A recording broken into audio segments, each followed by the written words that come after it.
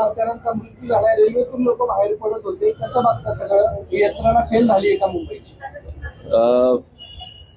Railway अपघात म्हणजे जे गेले आता रेल्वे अपघातामध्ये गेले हे दुर्दैव आहे, त्याच्याबद्दल काही प्रश्नच नाही. परंतु रेल्वेमध्ये, मुंबईच्या रेल्वेमध्ये रोजच्या रोज अपघात होत आहेत.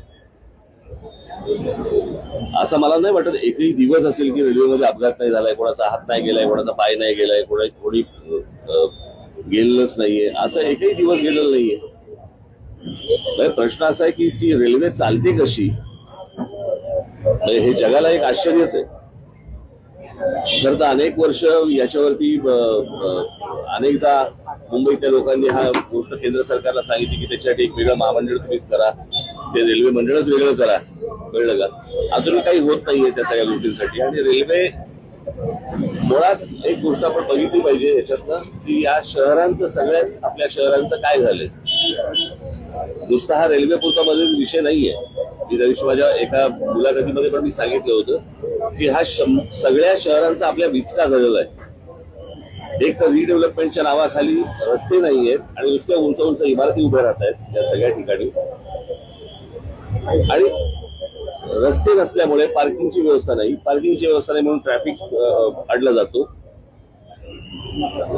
कित्येक, मी तुम्हाला तर पुण्यामध्ये पण अनेक ठिकाणी असेल, मुंबईमध्ये तर अनेक ठिकाणी आहे, अनेक ठिकाणी, ठाण्यामध्ये अनेक ठिकाणी, की जर समजा कुठे आग लागली तर फायर ब्रिगेडचा बंब नाही जाऊ शकत तिकडे आतमध्ये. अशी आपली सगळी शहरांची अवस्था झालेली आहे. कोणी शहराचं प्लॅनिंग म्हणून मागे मी म्हटलं होतं की टाउन प्लॅनिंग नावाची काही गोष्टच नाही आपल्याकडे. मी गेले इतकी वर्षाचे मी तुम्हाला सांगतो की बाहेरून येणारे जे लोंढे आहेत आपल्या सगळ्या शहरांवरती आदळणारे, याच्यातच ही रेल्वे कोलमडली कशासाठी? रेल्वेचा बोजवारा उडालेला आहे, सगळ्या अख्ख्या ट्रॅफिकचा बोजवारा उडालेला आहे. लोकांना चालायला फुटपाथ नाहीयेत, ट्रॅफिकसाठी वाहनांसाठी रस्ते नाहीयेत, कोण येतंय कोण जातंय माहिती नाहीये. नुसते तुम्हाला मेट्रो आणि त्या काय ते तुमचे बाकीच्या सगळ्या सोयी सुविधा करतात ते काय मेट्रो आणि काय करतात ते मोनोरेल, याने प्रश्न नाही सुटणार. मुंबईमध्ये मोनोरेल्स आहेत, मेट्रो आहे, सगळ्या गोष्टी रेल्वे आहे, बरोबर आहे. मग गाड्यांचं रजिस्ट्रेशन थांबलं का? टू व्हीलर, फोर व्हीलरचं रजिस्ट्रेशन थांबलंय का? नाही थांबलंय. म्हणजे त्या गाड्या येतातच आहेत. म्हणजे नक्की मेट्रो कोण वापरतंय, मोनोरेल कोण वापरतंय, कोण काय करतंय, काही कोणी पाहायला तयार नाहीये. सगळेजण फक्त आपले निवडणुका आणि प्रचार आणि सगळ्या याच्यातच सगळे गुंतलेले आहेत. शहरं म्हणून याच्याकडे बघायला कोणी तयार नाही. आणि शहरांबद्दल बोललेलं याच्यावरती तुमच्या चॅनलवरती त्याला किंमत नाही.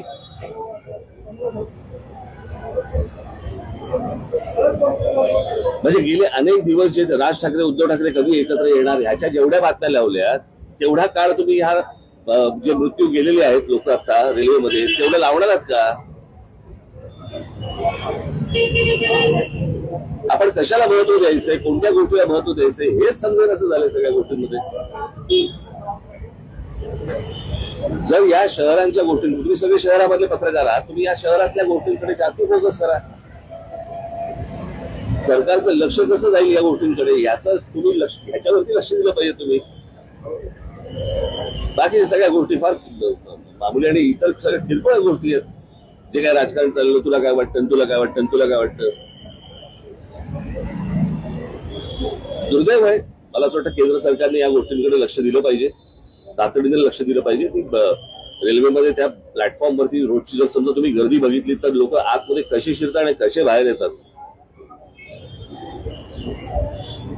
रेल्वेने प्रवास मीही केलेला आहे. कॉलेजमध्ये असताना मी 2 वर्ष बिहारमधले प्रवास करायचो, त्याच्यामुळे मला माहिती आहे रेल्वेचा प्रवास काय असतो. आणि रेल्वे स्टेशनवरती गर्दी, त्यावेळेला गर्दी खूप कमी असायची तशी. पण ज्या प्रकारचे आपण रेल्वे प्लॅटफॉर्म बघतोय आता, तुम्ही संध्याकाळी तुम्ही मुंबईचा प्लॅटफॉर्म बघून दाखवा, तुम्ही आज शिरून दाखवा मला त्या ट्रेनमध्ये. आणि त्याच्यानंतर ती सगळेजण जे प्रवास करत असतात त्यांच्या चेहऱ्यावरती एक स्मित हास्य असतं किंवा काही बाबा असे काही विलक्षण आहे ते सगळं. बरेचदा प्रवासी तक्रार करतात खूप एक डेंजर कर्व आहे तिथं. म्हणजे बरेचदा दोन गाड्या जेव्हा क्रॉस होतात आणि त्यामुळे कर्व असल्यामुळे दोन जेव्हा लोकल क्रॉस करून होते ठीक आहे. रस्ते गेली बरोबर. लटकतात त्यावर. बरोबर. हे काय नव्याने हा काऊन निर्माण नाही झालाय, हे माहिती आहे ना लोकांचं. कळलं का? रेल्वे मंत्री म्हणून काय करतात? नाही, आता हे सगळं आनंद आहे त्याचा. रेल्वे मंत्र्यांनी राजीनामा द्यावा. राजीनामा कशाला द्यावा? जावं तिकडे बघावं काय चाललंय ते, सुधारावं. रेल्वेची संख्या वाढत नाही त्यातलं हे सगळं. अहो, तुम्ही एकदा मुंबईच्या रेल्वेमध्ये प्रवास करून बघावं, मग तुम्हाला कळेल मी काय म्हणतो. रेल्वे ऍडमिनिस्ट्रेशनचं म्हणणं याच्यावरती त्याचा क्लोज एसी लोकलला होती, मग ते फिजिबल वाटतं. अहो, कसे माणसं राहतील आतमध्ये दूध भरून भरतील. किती गर्दी असेल कल्पना आहे का तुम्हाला? पण महाराष्ट्र लटकत होते. म्हणजे त्याची एक जागा बाबा बाहेर पडण्यासाठी पाहिजे, एक जागा आत जाण्यासाठी पाहिजे. काही नाही, जिथनं बाहेर पडतायत तिथनं आत जातायत. तर ज्याला उतरायचंय तोच परत पुढच्या स्टेशनवर जातोय.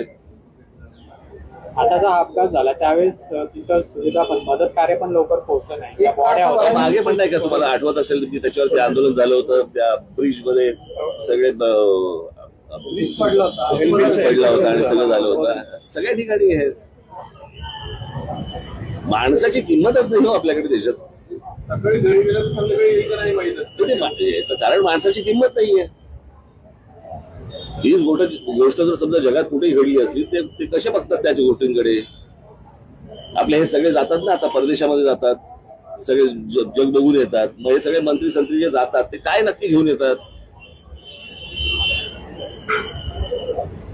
तिकडची रेल्वे तुम्ही आणू नका, बाकी विचार तरी आणा, तोही नाहीये. फ्रस्ट्रेटिंग आहे.